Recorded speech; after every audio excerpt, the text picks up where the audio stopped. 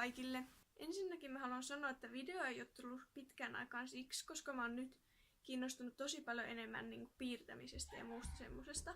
Ja siksi onkin nyt hyvä tehdä sitten tämmönen piirrosten ja taideteosten esittelyvideo. Eli mä esittelen tällä videolla niitä, mitä me tehtiin Kuviksessa. Ja sitten toisilla videoilla voin esitellä niitä, mitä mä oon tehnyt kotona, jos teitä kiinnostaa. Eli ekana me tehtiin tämmönen aika perus, niin kuin pahvistavan tämmönen tuoli. Piti valita netistä joku tuoli ja sitten tehdä se pahvista. Ei tää ole mitenkään silleen ihmeellinen, mutta se oli ihan hauska tehdä, että miettiä justiinsa miten tässä menee nämä mittasuhteet ja kaikki. Se oli yllättävän haastava tehdä. Sitten toisena me tehtiin tämmönen savesta tämmönen. No sai tehdä oikeastaan minkälaisen vaan, mutta mä tein tämmösen kynälokerikon, johon tulee sitten tää kansi tähän, mihin tulee kumit ja terottimet.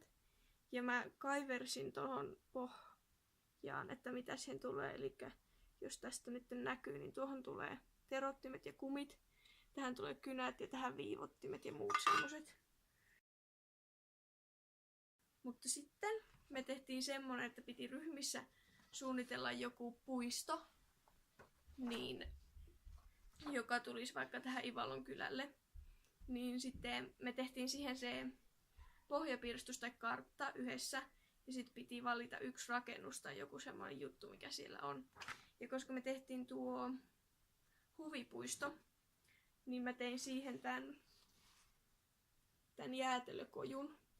Ja mä haluan tehdä sitten semmoisen yksinkertaisen ja semmoisen, että lapset tykkäis ja pyytäis, että äiti ei saustaisi niille jäätelöä, niin siinä on tommosia karhuja ja kaikkea. Sitten tulee tää, mistä mä tykkään eniten, tää työ. Mä näytän ensin. Meillä oli siis semmonen, että meidän piti tehdä oma virtuaalinen maailma, eli niinku peli tavallaan.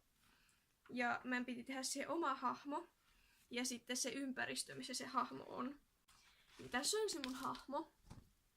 Ja mä halusin tehdä sitä tämmösen tosi niinku realistisen, että siinä olisi niinku oikeesti se voisi olla minä.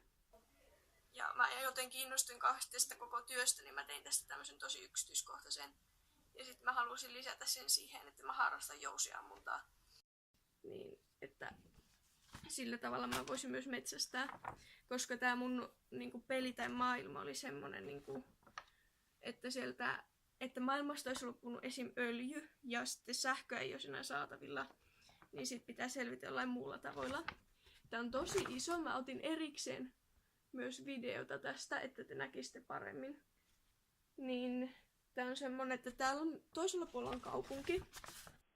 Oli semmonen tosi hieno, mutta sitten koska tuli kaikki just näitä ongelmia, niin se on vähän ränsistynyt. Ja sitten kaikki yrittää selvitä siellä miten taitaa, vaikka ruoka ei ole pahasta. Esim. Tässä tää iso rakennus. Niin se on joidenkin semmoisten rikkaiden ihmisten hallussa, jotka haluaa pitää ne kaikki muut sillä lailla ulkopuolella, että ne ei veisi niiden ruokaa ja omaisuuksia, niin sitten jos te näette, niin tuolla on noissa kaikissa nurkissa on aseistetut vartijat, ettei sinne tule kukaan esimerkiksi rikkoo ikkunoita ja muuta. Sitten täällä on kaikki tosi semmoista rikkinäistä täällä. Ja tuossa on joku tommonen tornikin. Ja sitten noita ihmisiä vastaan, ketä asuu tuolla, jotka on laittanut tänne tämmösen ison juliste, jossa lukee, että keep humanity alive, eli pitäkää ihmisoikeudet niin kuin elossa. Tai silleen, en niiden pitäisi antaa niille, joilla on nälkä, koska niillä on niin paljon. Ja tuo on hauska, koska tuolla on tuommoinen iso parkkihalli, niin koska niissä autoissa ei ole enää bensaa, koska ei ole öljyä. Niin sit niissä kaikissa asuu ihmisiä ja tuolla on nuotio ja kaikkea. Silleen. Mä halusin tehdä tästä tosi yksityiskohtaisen. Sitten kattokaapa tätä metsää. Mutta tuolla on nuo kaikki puut piti piirtää erikseen sillä tussilla. Niin mulla meni tähän koko tausta metsään niin kuin yksi koko tunti tehdä. Sitten tässä etualalla, no tuossa välissä on vaan, tuolla on joku maatila. Ja sitten tässä menee nämä tiet ja tuossa on tommonen aika likainen joki. Sitten täällä kukkulan päällä, täältä lähtee metsä tänne päin. Niin mä asun siellä, koska tuolla on niin vähän ruokaa tuolla kaupungissa. ja ne ihmiset ei äly, että ne vois metsästää niiden ruokaa, koska ne on niin kuin joutunut niin kauas luonnosta. Mutta mä tajusin sen ja onhan siellä varmaan jotain muitakin, mutta mä en ole nähnyt niitä.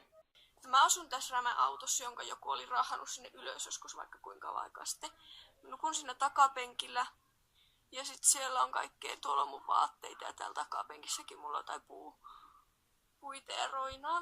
Ja sit tuossa mä oon justiinsa paistamassa leipää nuotiolla ja tuolla on mun jousiammuntataulu ja sit mä joskus kiipeen tänne puuhun tarkkailemaan ympäristöä, koska se on hauskaa, koska mä muutenkin aina tykkään kiipeillä kaikkiin paikkoihin.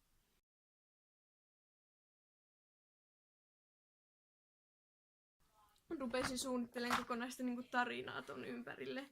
Ja se kuulostaa vähän oudolta, koska se on periaatteessa minä tuo hahmo.